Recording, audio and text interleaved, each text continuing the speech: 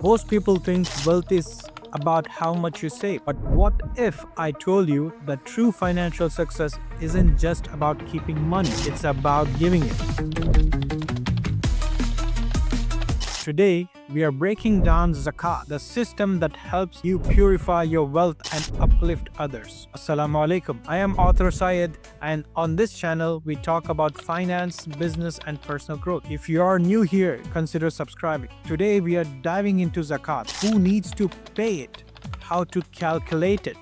And what counts as eligible? Let's get started. Who needs to pay Zakat? Zakat is obligatory for Muslims who meets the Nisab threshold. So, if your wealth exceeds a certain minimum amount after covering basic living expenses, you must pay Zakat. What is Nisab threshold? The Nisab is the minimum wealth level that makes you eligible to pay Zakat. It's calculated based on the value of 25 grams of gold or 595 grams of silver. The value fluctuates, so always check current gold and silver prices to determine if you qualify. Third is Zakat, 2.5% of total wealth or just savings. Zakat is 2.5% of zakatable assets. This includes cash, gold, silver, business inventory, and investments after deducting debt and necessary expenses.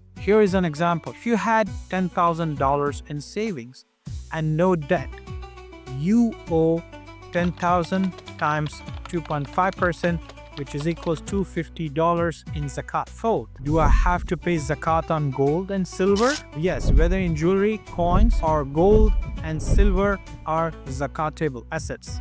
Some scholars exempt jewelry use daily, but if you have excess, it's best to give Zakat on it. How do I calculate Zakat on stock, investments, and crypto? If you hold stocks for short-term trading, pay Zakat on the total market value. For long-term investments, pay on the zakatable portion, usually 25 to 40% of the stock value. For cryptocurrency, if you trade actively, pay Zakat on the total balance. If you hold long-term, pay on its value after a year. One mistake people make, they forget to deduct debts. If you owe a large sum, like a mortgage or loan, you can exclude the next due payment from Zakat calculation. But long-term loans don't completely cancel your obligation. First, check your wealth against the Nisab threshold. Second, calculate 2.5% of your zakatable assets. Don't forget gold, silver, stocks, and crypto. Deduct necessary expenses and debt. Pay Zakat once a year, ideally during Ramadan. Now that you know how to calculate Zakat, let me know in the comments. Do you set a reminder to track your eligible wealth?